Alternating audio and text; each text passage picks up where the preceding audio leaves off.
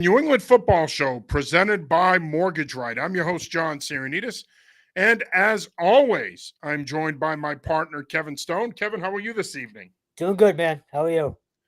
I'm hanging in there. I've obviously had much better days. Now, before we get started here, I do want to remind you that if you are in the market to purchase your first home, purchase your next home, or refinance, then give our good buddy Herb Devine a call, 781 254 2846. Again, that number is 781 254 2846. With over 27 years of experience in the mortgage industry, Herb has the knowledge and the know how to help guide you through this process. Again, give him a call at 781 254 2846, or you could shoot him an email at herb@mortgageright.com.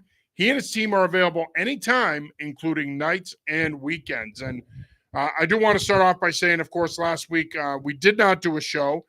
And I know that a lot of people reached out to me. We had the unexpected passing of my mom after a short illness.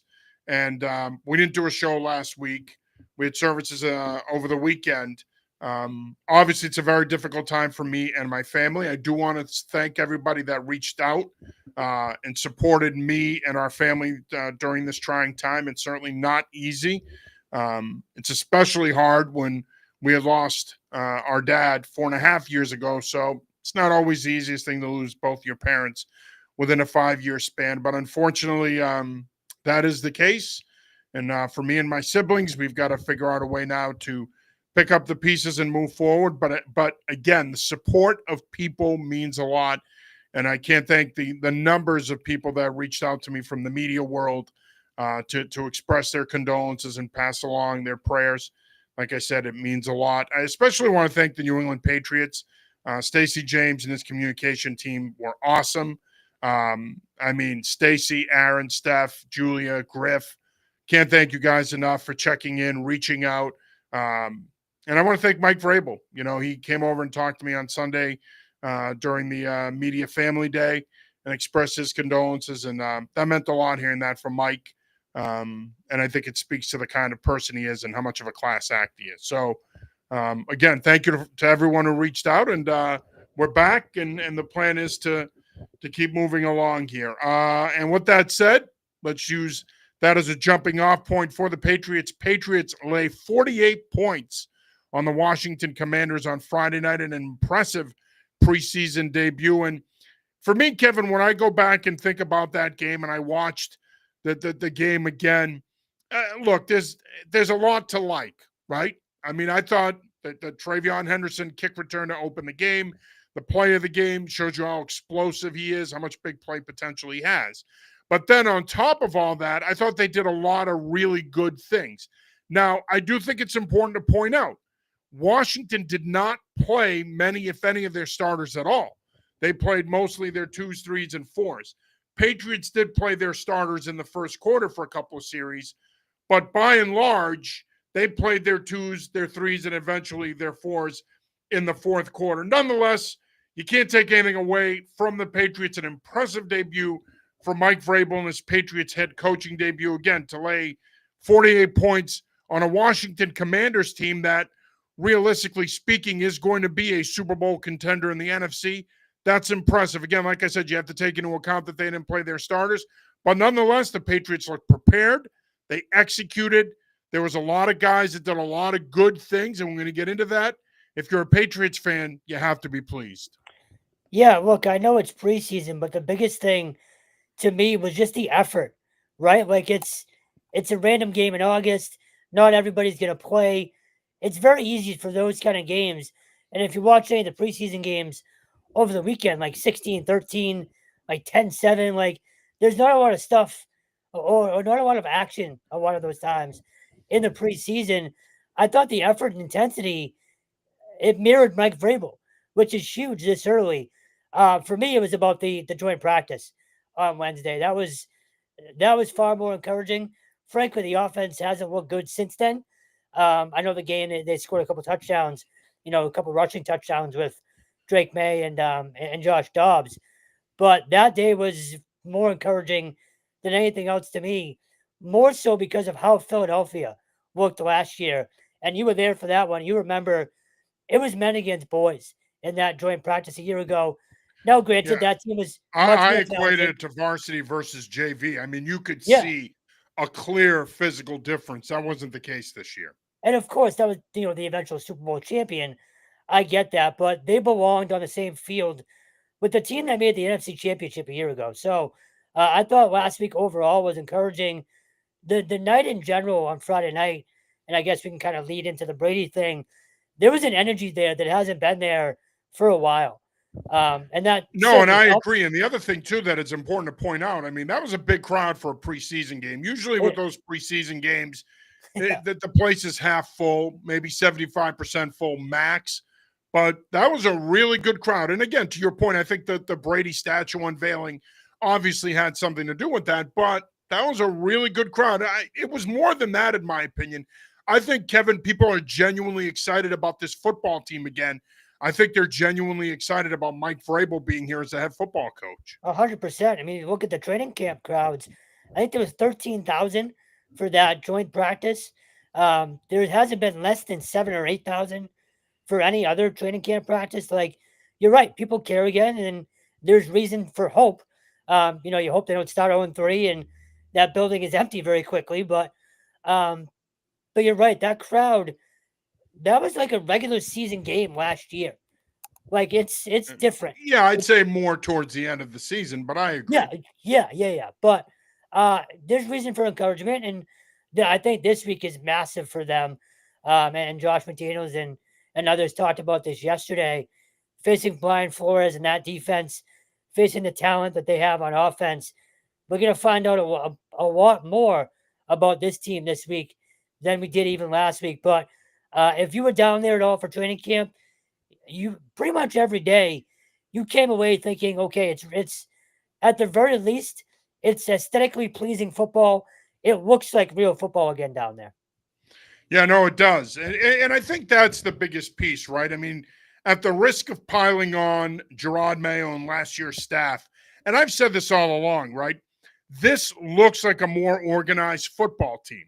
And a big reason for that is a lot of the guys, specifically on the defensive side of the ball, have coached with Mike Vrabel before. They know what he wants, they know how he thinks, they know how he prepares, and they know how he wants them to coach. And that makes a world of difference. You did not see this continuity last year. Yeah, they beat Carolina last year in the preseason opener, but you didn't see the continuity we saw Friday night. And I think that continuity is a byproduct of the familiarity that this coaching staff has with Mike Vrabel. I think that has a lot to do with it. It's a big part of it. But again, there was a lot of good things to take away, to take out of that game. I thought across the board, all four groups that played in that game, I thought you walked away from it saying to yourself, they have much better depth this year. Guys know what they're doing. They're executing at a higher level. Those are the takeaways. Now, don't get me wrong. There were a lot of things in that game, too, that bothered me, and there were a lot of the same things that bothered Vrabel after the game. For one, Drake May's sack turnover. Once again, all offseason, all we've been saying is he's got to get better at taking care of the football. What does he do in his first game of the 2025 season? He turns the ball over. That is going to be a problem. And Mike Vrabel, I don't think is going to tolerate it. I mean, he basically called out May after the game saying he's got to be better than that. So Vrabel's not going to tolerate that. The other part that got me was the tackling wasn't great. There was a lot of bad tackles there. Now, when you Especially think, middle of the field. yeah, there was a lot of missed tackles, to your point, middle of the field. Now, in terms of the good, offensive line looked much better. They ran the football well. In the run game, Will Campbell is the real deal. We saw that on crack toss when he came around the corner and destroyed the Commander's corner to that side. He looks like he's going to be the real deal. I know a lot of people harped on the fact that him and Jared Wilson on the left side miscommunicated on that TE stunt. They'll figure that out. I wouldn't get too hung up on that. That's not that big of a deal. That's why you practice. That's why you play these preseason games. But overall, in my view, I think when you look at what they did, how they executed, how prepared they were, how everybody knew what they were doing, they were on the same page, I think is huge. Now, of course, one of the big stories from the game, of course, is Travion Henderson's 100-yard kickoff return for a touchdown to open the game. And look, we got a really good glimpse at what makes this kid special and why that pick at 38 in the second round could end up being one of the best Patriot picks of the last 10 years. I mean, this kid is a difference maker. He's going to be a weapon for this team, not only in the return game, offensively as well. They've got to find ways to get him touches. You know, Ramondre Stevenson is more than likely going to be your starter. He's going to get his touches. I think Antonio Gibson makes this team. He gets his touches. But Travion Henderson has to touch the football 12 to 15, 16, 17, 18 times a game, because if he gets that many touches a game, there's a good chance that 4 or 5 of those touches could be explosive plays. Are we sure he's not starting over Stevenson? He's been the better back in camp. He has. I think it's too early to tell. I think, look, Stevenson in many ways, and I'm going to be putting out a piece about this tomorrow morning, but Stevenson in many ways puts them in a tough spot because he got paid. So, and I don't think they're in a position right now that they can move on from Ramondre Stevenson. I think they can move off of some other guys on the roster, and obviously we'll be talking about that in the coming days and weeks. But I don't think, with the way they want to play and the level of physicality that Vrabel wants to play with, I don't think you can move off of Ramondre Stevenson right now. I don't even think you can bench him. I think at least going into the season, he has to be your guy. Look, Henderson doesn't need to be the starter. He can be the second guy, and you can get him plenty of touches, and he can make a difference. So, yeah, Stevenson can be the guy perhaps, but let's not forget, under Josh McDaniels, this Patriots offense is going to go back to being game plan specific. They're going to plan on a week-to-week basis like everybody does, but they're going to adjust their offense and their scheme and what they do on a week-to-week basis. And the thing that makes what McDaniels does so effective is he's willing to change where a lot of other coordinators aren't. So there are going to be weeks where Henderson may get more touches than Stevenson. I truly think it's going to be a committee approach, and I think it's going to be a week-to-week approach in terms of who gets the ball and who even starts. I mean, for all we know, Henderson may start over Stevenson at some point. Well, you have to love his intensity too. If we want to go back to that joint practice and the scrum that Vrabel got involved in, Henderson was sort of leading that. It was him and I think Von Miller wrestling to the ground on a pass protection sort of instance there. So Von Miller, who by the way is wearing the number 24 now, I don't understand. Honestly, I had completely forgotten he was there until we got the roster that morning. Well, they signed him a couple weeks ago. Yeah. So, but no, his intensity is awesome. You've talked to him. I've talked to him. He's a great kid. And I know as an Ohio State fan, you've watched a lot of him. You're right. He brings a completely different element that they haven't had since, I don't know, since God knows when. Like maybe Shane Vereen in terms of the speed. Like it's been a long time. So I can't wait to see what he does. The only thing I worry about if he is on special teams is getting hurt. But I know it's football. Football players play football. But if you're going to get him those touches, I'd be a little cautious on a special teams thing. But you saw what he can do on Friday night. No, you need him. You need him to play on special teams. Yeah. He needs to get touches there. Look, special teams can change the complexion of the game. It tilts the field. If he's, and especially now where kickoffs matter again, I was going to say, he's too much of a weapon not to put back there. You can't think he might get hurt. You can't operate that way. On special teams, real quick, it wasn't just him the other night. They were good at it all night long, especially the return game.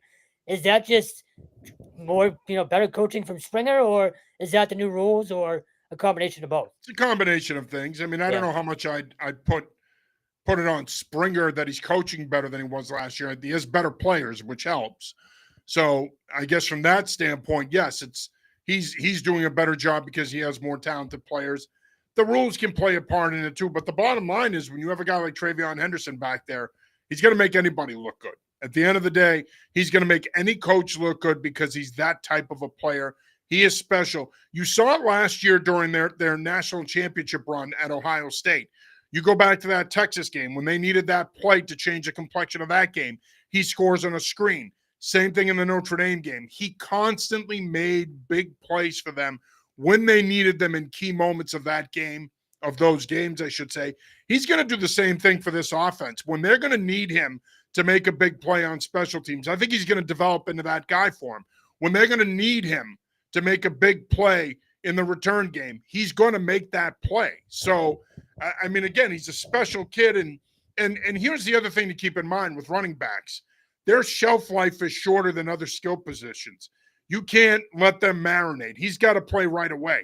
Kid like that with elite level pass blocking skills, elite level speed and explosiveness, you got to get him on the field. There is no waiting. He's going to get plenty of touches. He's going to be an integral part of this Patriots offense and their return game.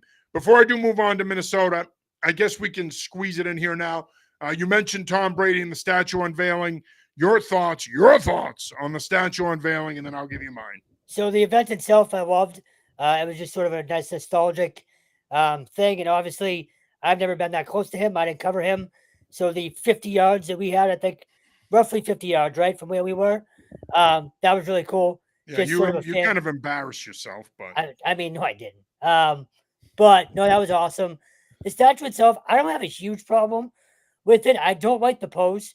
I was hoping it was the LFG, him running out of the tunnel. And I've heard people talk about, a Super Bowl trophy maybe. There's got to be a copyright thing there, I would assume. But the pose isn't great. He's just sort of daintily waving. So I don't love that. But otherwise, I think it looks fine. I do like the way they have the all the Super Bowls inscribed along the base. I thought that kind of looked cool. And then Sunday after training camp, there was a massive line for people to take pictures with that thing. That's going to be a tourist attraction, maybe like any, unlike any other in New England. Like the Bobby Orr statue is one thing. There's a couple of Red Sox ones. I think Ted Williams and I forget who else is out on the other side of Fenway. But people are going to go to have their picture taken with that thing. But I don't hate it as much as other people do. The only thing I didn't like was the pose. Yeah, I think that's what everybody's problem with it is. It's just the pose could have been different. For me, when I think of Tom Brady, he had the best pocket mechanics of any quarterback I'd ever seen. He looked beautiful at the top of his drop. I don't want to be lame about it, but as a guy who's coached quarterbacks, at the top of his drop, he was perfect. He was perfect. And so I think that's where they dropped the ball. It could have been something where they could have had him at the top of his drop loading to throw. Something like that. You're probably right. There probably was some kind of a copyright issue with doing this, holding up the Super Bowl trophy. I don't think he could. I'm assuming that they couldn't do it. That would have been really cool, but I'm assuming that they couldn't do it. Now, some of the other ones, the LFG, the him with his hands over his head after they won the first Super Bowl, I would think those are pretty hard to do from a detail standpoint. If you're the one designing the statue, yeah. But yeah, I think to me, I agree. I don't ever remember him doing this. Like I don't know. I don't ever remember that. I remember a lot about Tom Brady. I saw his entire career, both in person as a fan, covering the team, and I don't ever remember that. So that part of it, I agree with you. I didn't care for it either. The only thing I'll say about having a football pose, they probably wanted his full face. So if you had the helmet, maybe you couldn't see the full face. I'm with but you. People know it's Tom Brady. Oh yeah. I mean, the Colts did that with Peyton Manning's statue in Indianapolis. He's throwing the football. Yeah. So I saw I don't know how I just saw. It's not like people are going to walk by there and go, "Who's that guy? 12? No. Who was that guy?" They might say that 20, 25 years from now, but they're not going to say it now. So the Joe Montana statue I just saw today, they found a way to put a helmet on him and still make it look like him. So I guess you could have done it, but I don't know. There's too much hate, I think, on this thing. It's a statue. Like the idea of him being present outside Gillette, it sort of means more to me, at least, than what it looks like. I did hear today, and obviously we haven't been down there when we were for Friday night, but I guess the silhouette that's created at nighttime of that statue is on the White House, which is really cool if that's the case. So we'll have to check that out at some point, but I thought it was fine overall. Yeah, I mean, again, I think a lot of people are taking it too serious. I think a lot of people are over the top upset about it. I would agree with you, but I also would agree with the idea that the posture could have been better. The pose could have been better. Again, I don't ever remember Brady doing this, so whatever. Maybe he did and I missed it. At the end of the day, I don't think it's that big of a deal. You're honoring the greatest player of all time, the greatest quarterback of all time. Kudos to the Kraft family and the Patriots for doing what they did. And John Lyons and I talked about in the postgame show on Friday night. Now, though, they need to take a break with the Brady celebration. Would you agree? 100%. I look, you gave him his day during the season opener 2 years ago. Then you put him in the Patriots Hall of Fame. You waived the 4-year requirement. Now you gave him a statue. Now it's time to take a break. I know that the Kraft family and Patriot fans will always hold Brady near and dear, and they'll always view him as their guy. But let's not. You don't have a ring of honor, so you're not going to put him in the ring of honor. And I hate to say it, I would imagine at some point Tampa Bay is going to honor him. He won a Super Bowl there. They do have a ring of honor. I would think he's going to go into their ring of honor. So that's probably going to chap the Krafts and Patriot fans. But that's his life. If you didn't want him to play somewhere else, you should have paid the man, and he could have finished his career here. So it is what it is. But I would take a break on the Brady celebrations for a while. You've been on that Tampa thing forever now. That's going to bother you for a long time. As it should. It is. He should have never played there. Should have finished his career here. I think too many egos got in the way, namely Bill Belichick's. And I think Giselle had a lot to do with it as well. She didn't want to be here anymore. She wanted to live in a warmer climate. I think that was a bigger reason for his departure than people think. But all that being said, I still think he could have finished his career here. I think egos got in the way, and that led to his departure. No, I agree. And I'm with you on the whole pump the brakes. Let's take a break from Brady. I'm as big a Brady guy as anybody, but I think their statue was rushed, first of all. There was no need to do it now. There really wasn't. You just did the retirement last year. Let that breathe. And frankly, the thing against Philadelphia 2 years ago, that was really awkward. Like it was very awkward. His jersey looked like it was 2 sizes too small. Yeah. It's like he took his son's jersey and put it on.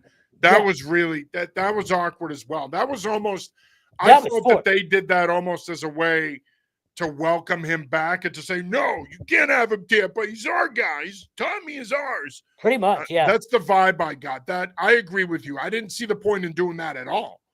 But other than I know that they used it as the impetus to announce that he was entering the Patriots Hall of Fame and that they were going to have this massive ceremony for him, which, if you really think about it, is a one-of-a-kind ceremony. I mean, you had 65,000 people there. You don't get nearly that much at the Pro Football Hall of Fame induction on a year-to-year basis. But I do think the next time he should be honored is in a couple of years when he gets into Canton. I think that's probably the next time they're going to honor him. But again, when he gets into Canton, he's not just your Tom Brady. He's also Tampa Bay's Tom Brady. He's Tampa Bay. So there you go. There's also the whole he's an owner of the Raiders thing.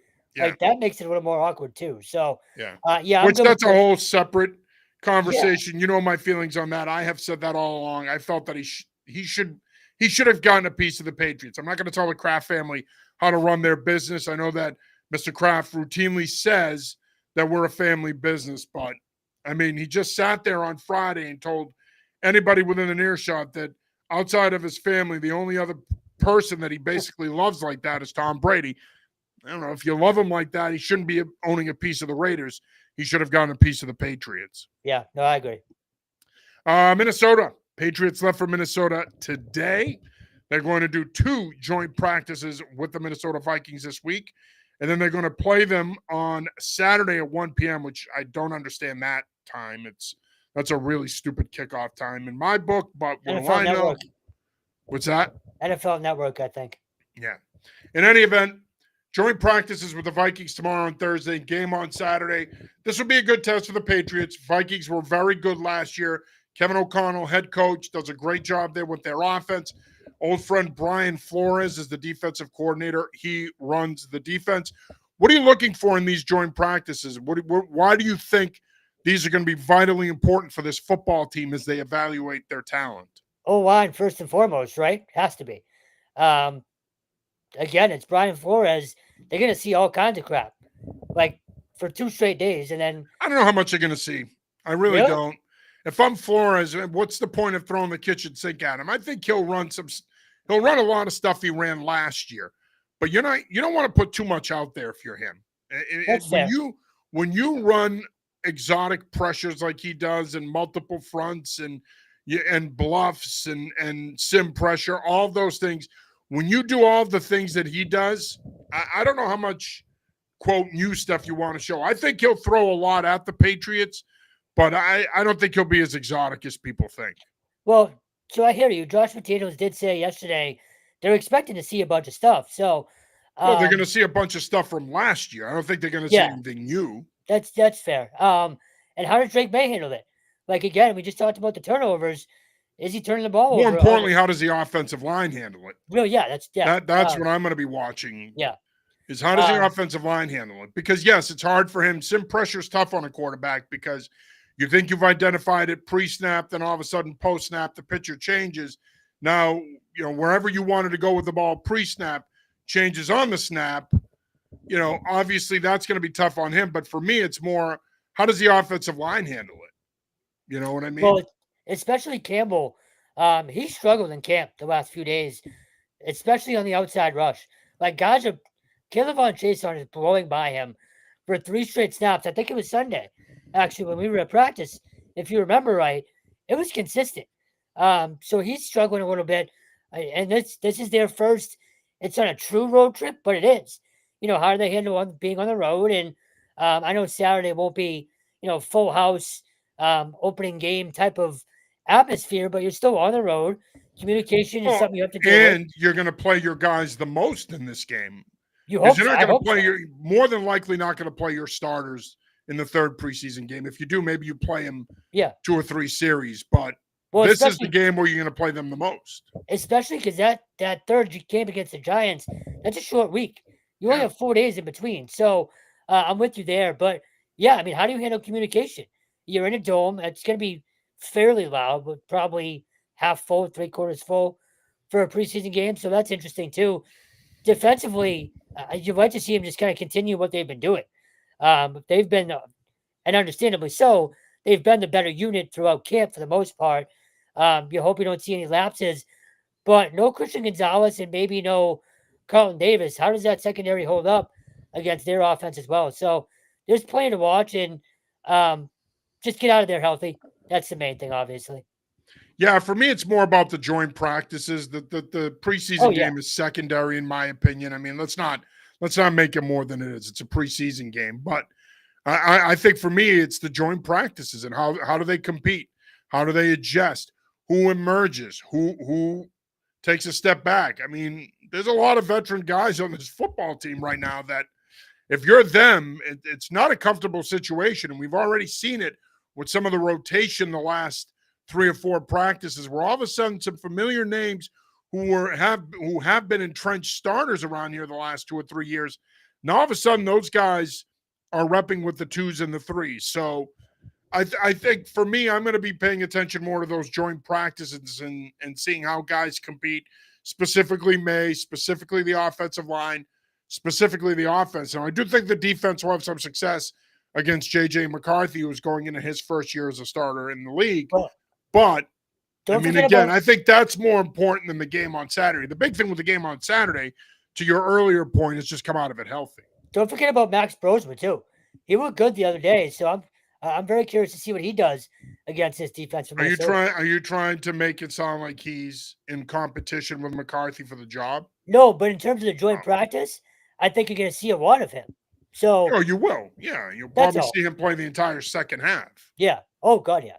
Yeah. So, no, I think this will be a good test for the Patriots, and I think if you're Mike Vrabel and this coaching staff, you welcome that. You want that. You want that test. You want to see where you are with this football team. Now, how far along are they after 13 practices, 14 practices? You want to see, are they at a place now where in a couple weeks you can take them to that next level and get them ready to play a regular season game? I think that this week will go a long way in telling us if this football team is at that point. You are watching / listening to the New England Football Show presented by Mortgage Right. I'm your host, John Sarianides. As always, I'm joined by my partner, Kevin Stone. Just a reminder, if you're in the market to purchase your first home, sell your home and move into your next home, or refinance, give our good buddy Herb Devine a call, 781-254-2846. You can also shoot him an email at herb@mortgageright.com. He and his team are available anytime, including nights and weekends. All right, let's pivot here and talk some college football. And, of course, college training camps have been going on now for the last couple weeks. Big news of the day, however, came out of Chestnut Hill, Boston College. Bill O'Brien announces Dylan Lonergan, the 4-star Alabama transfer, sophomore quarterback Dylan Lonergan, as a team starting quarterback for this season. I'm not gonna get into this and overstate things. I just want your initial impressions.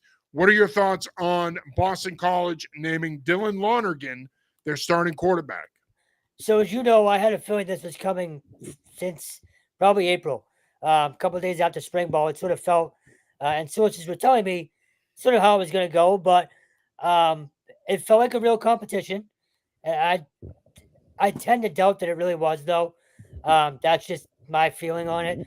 I feel like he sort of had the inside track with the prior relationship with Bill O'Brien.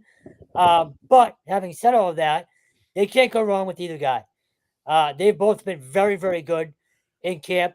There's been a lot of good back and forth. I know we're going to get more into general BC, but they've both been good given how good that secondary is with BC.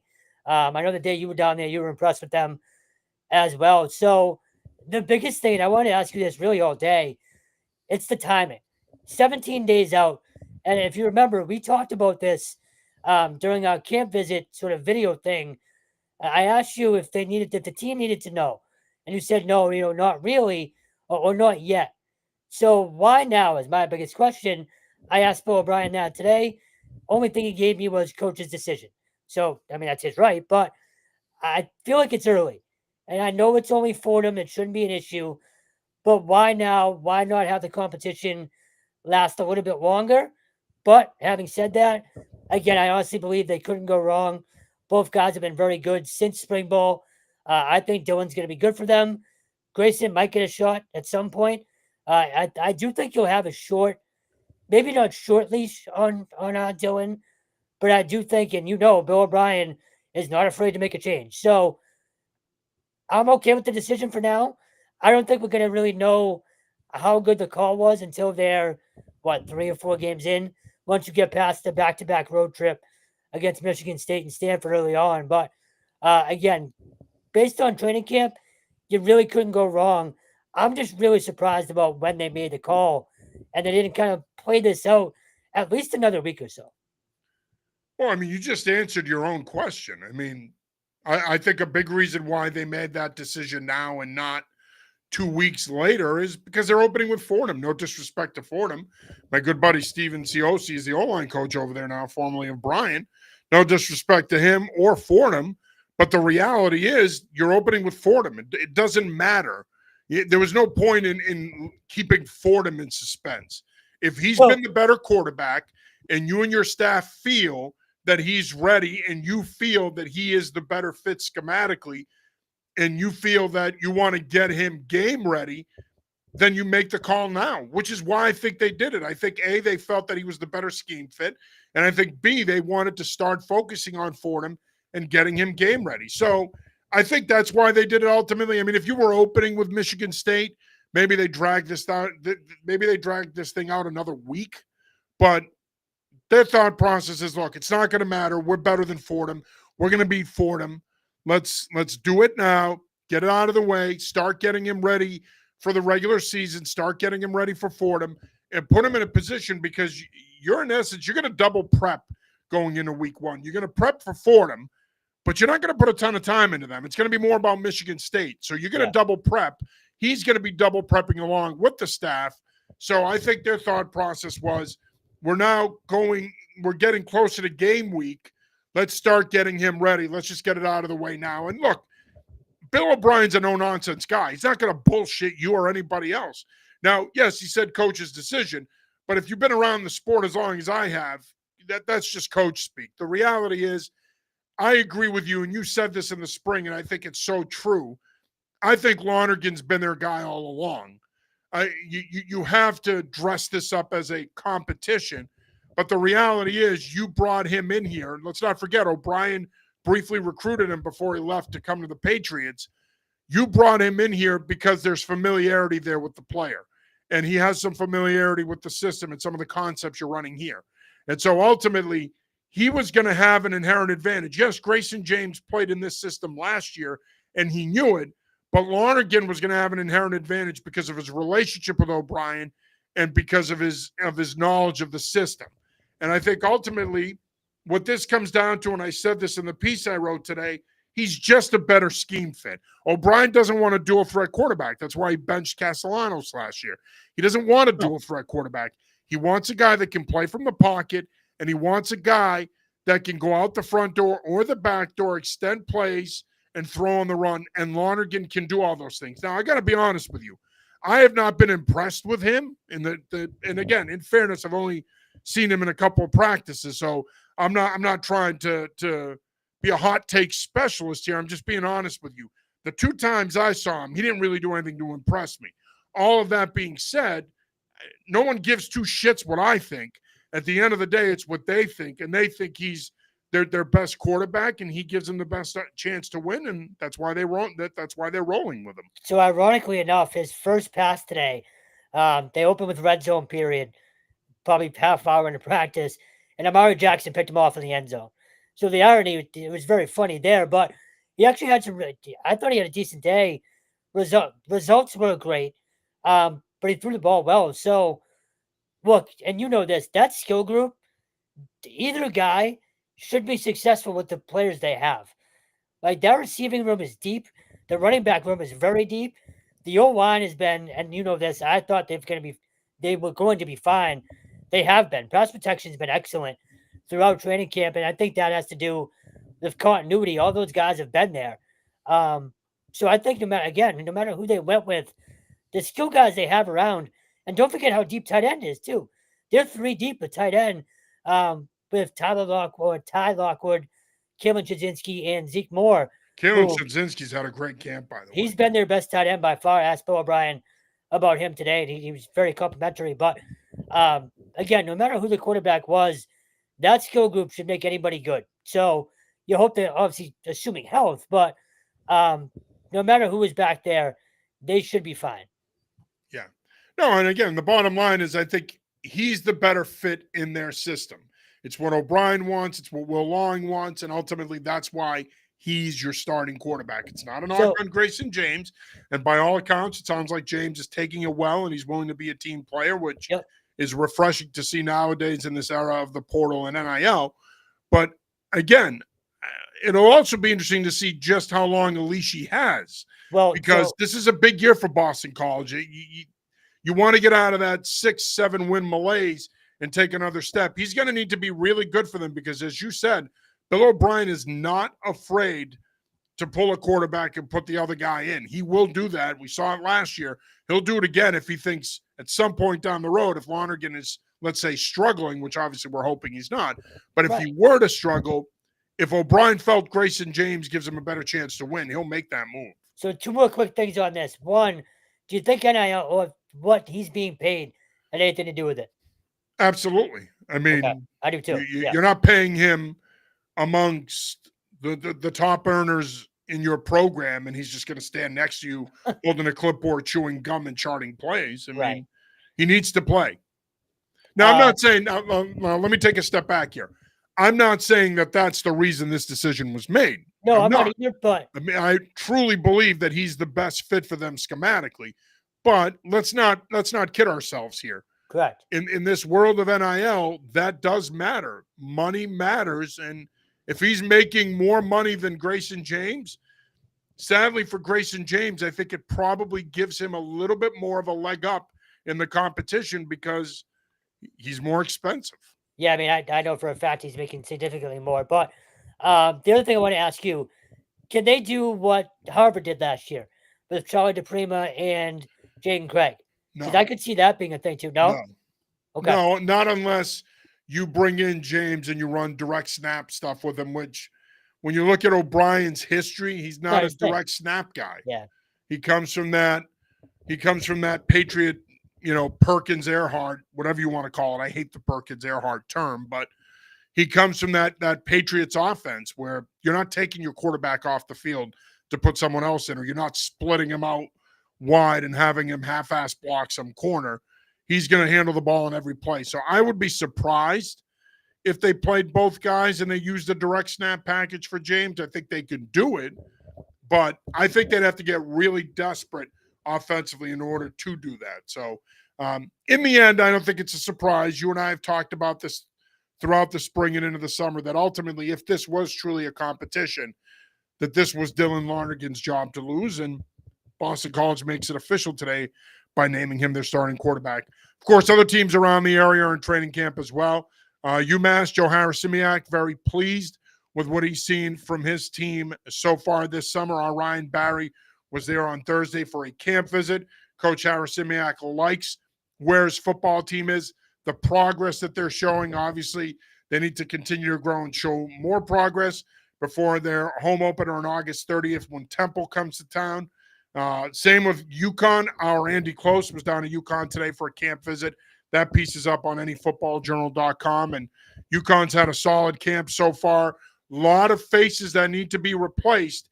And so far, by all accounts, Jim Moore and his staff have done a pretty good job replacing some key contributors and developing other guys in the program to step up and get ready to step in and play this season. Go ahead. I'm not sure if you saw this. I just saw it about 2 hours ago. A cool thing UConn is doing. So for fantasy football drafts, they're renting out suites.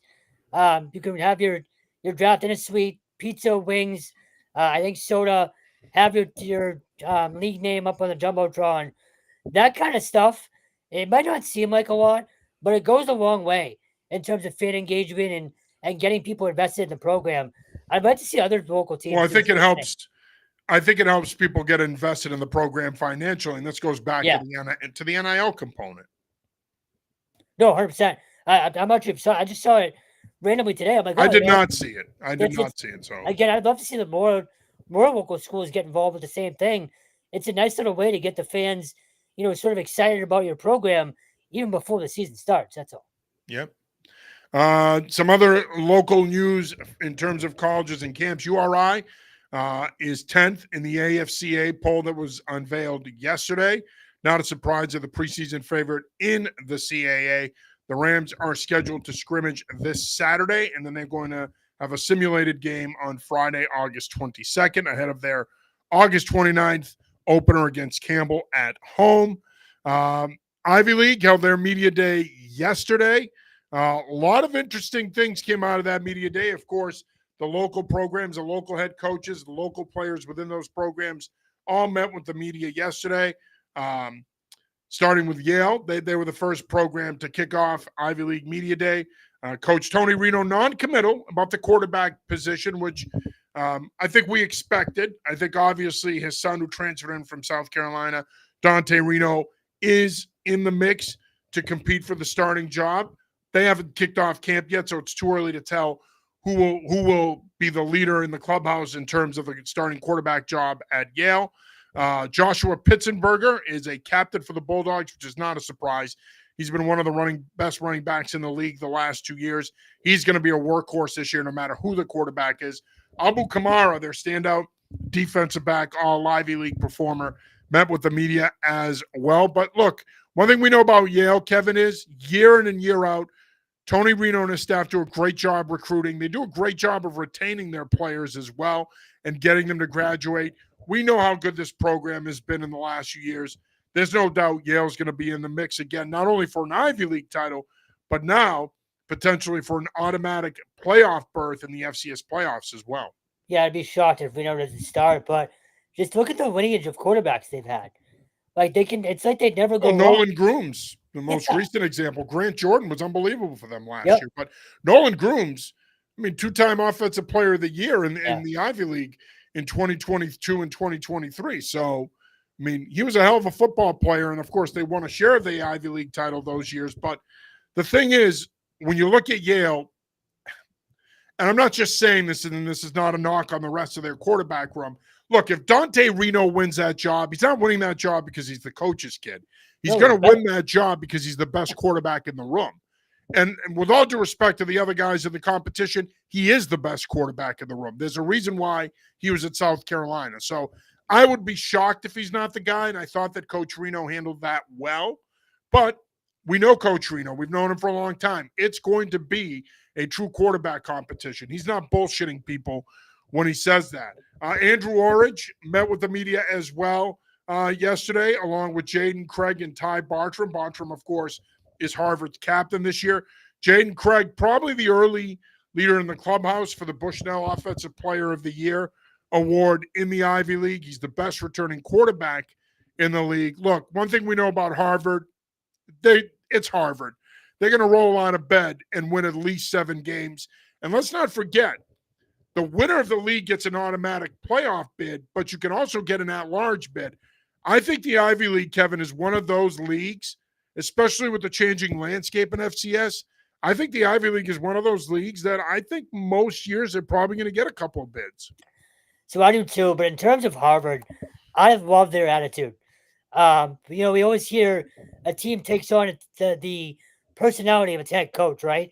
And if you listen to Andrew Ulrich or you listen to Ty Bartram yesterday, they are not only annoyed that they've had to share the title for the last 2 years, they're downright pissed.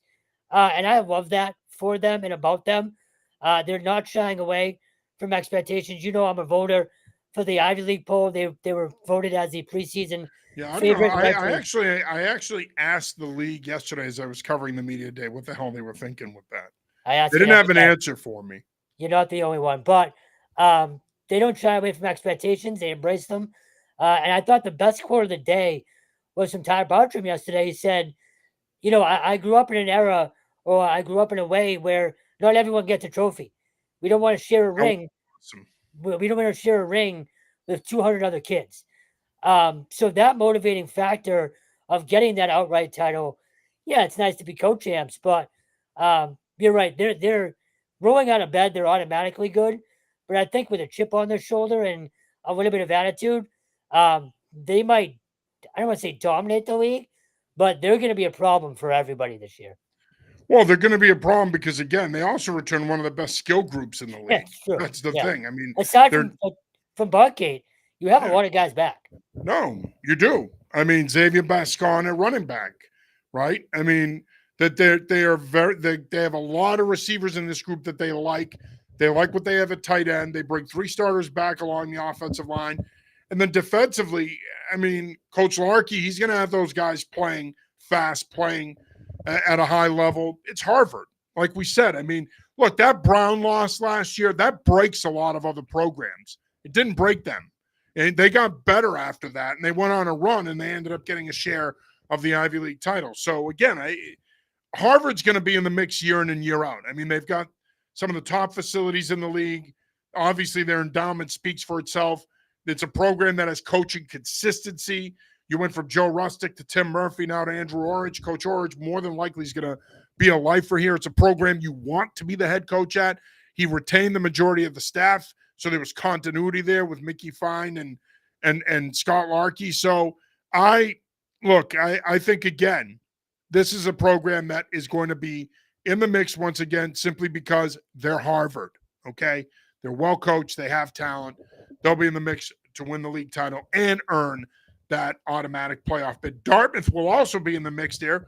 Head coach Sammy McCorkle met with the media yesterday, as did offensive lineman Duxbury native Delby Lemieux and defensive back Sean Williams. And, in a lot of ways, Kevin, Dartmouth reminds me a lot of Harvard. When you look at those programs structurally and what they have back, I mean, Grayson Saunier he hasn't put up the numbers that Jaden Craig has at quarterback, but he had a really good year last year. He's a good quarterback. He's back.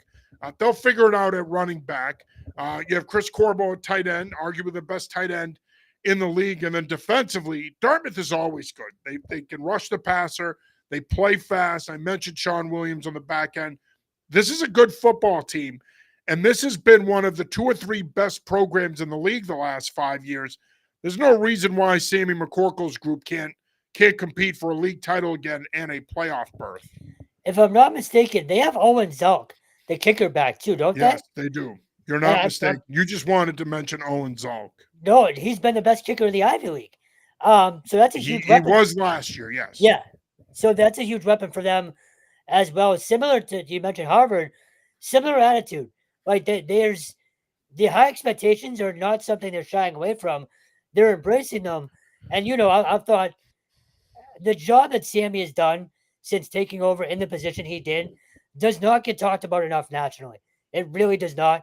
To come in and do what he's done with that program when things easily could have gone south and sort of, been ugly there for a while until they got their footing back. he deserves all the credit in the world. And again, it's another team. I'd be surprised if they're not in the conversation for an at-large bid at the end of the year. Yeah. Yeah. And again, like I said earlier, I could see the Ivy League getting 2 bids, including this year, because again, you usually have 3 or 4 teams that are in the mix for a league title.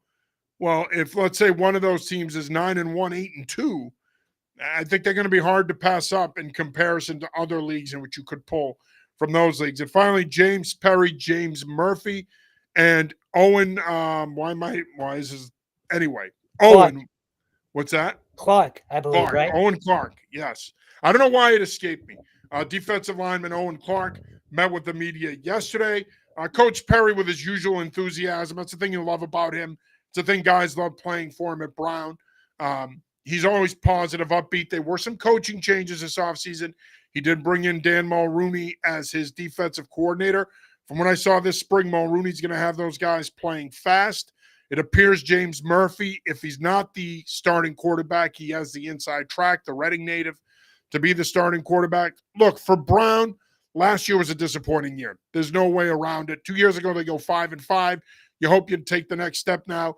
You contend for an Ivy League title. It looked like they were going to do that after upsetting Harvard in week 2, but unfortunately, it went the other way for them after that. They weren't able to build off of that. And Perry hasn't hid from that. He's openly admitted that no, we missed a golden opportunity last year as a program to take that next step. And obviously the hope and providence is that the Bears can do that, especially with a new facility coming at the end of this year. The hope and providence is that the Bears can do that they can take that next step and enter Ivy League contender status. Right now, though, when you look at all the guys that they have to replace, guys that were key pieces to their last 2 teams, I think taking that next step could be a pretty slow process early on until these guys come around. Yeah, Perry talked a lot about building the depth back up, so that'll be interesting to see. And as an offensive guy, I'm sure you loved hearing that they want to play faster and sort of stress the defense more. So it'll be interesting to see what they do on offense. You mentioned Coach Mulrooney. Owen was adamant about the violence that they want to play with this year. Yeah. You covered them more than I did last year. Well, you covered them more than I ever have. But is that something that was lacking like that badly last year? Because they made it a point of emphasis yesterday. Yeah, look, I've known Tim Weaver for a long time, the previous defensive coordinator. Weave's a good coach. I think, with all due respect to the kids in the program, when Perry first took over there, I think it was a talent issue. I think as time went on the last 3 years, I think the talent defensively improved.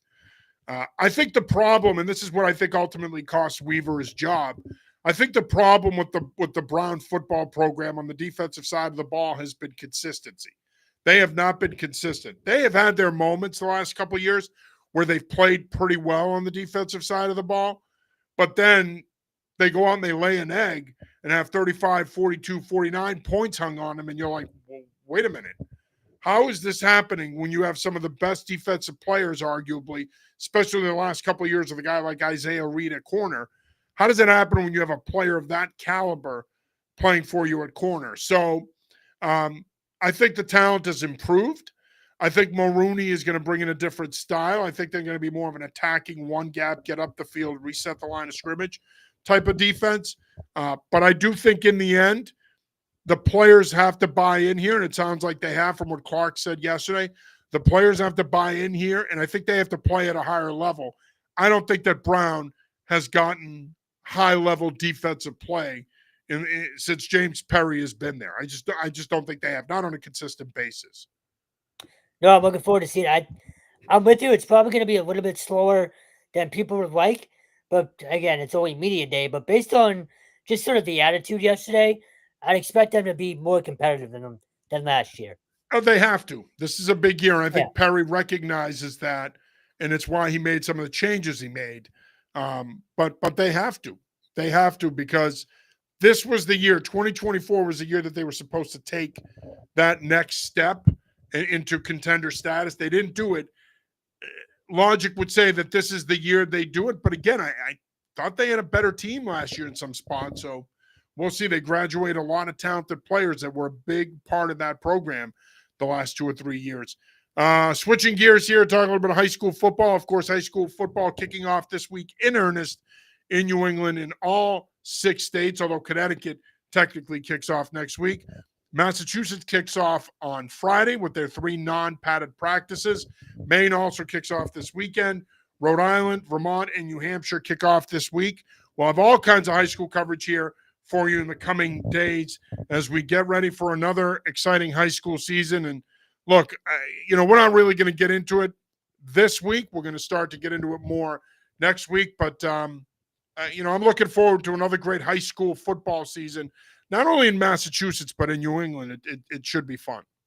A lot of new coaching changes too. So be interesting to see kind of how everything plays out. But I can already sort of picture us sitting in Gillette in December with 4 straight days. Like, it comes and goes quick, but I am looking forward to another year, like you said. Yeah, and I think you've got some really key storylines going into this year. Division One looks like in Massachusetts, Division One looks like it's going to be wide open again. Zavarian looks like the early favorite, but then you have St. John's Prep. You also have Springfield Central, who has brought in some transfers. They look like they're primed to bounce back, especially with Isaiah Rogers and Jareth Stain having another year of experience under their belt. In Division Two, it's CM and everybody else. Of course, we had realignment this offseason, so King Philip is now down to 3. Marshfield is down to 3. Barnstable is down to 3. Division 3 is going to be a wagon. I mean, whoever comes out of Division 3 and plays for a Super Bowl, they are truly going to be battle-tested. Division 4, still strong, still solid. Division 5 didn't change much. Division 6 and 7 are also strong.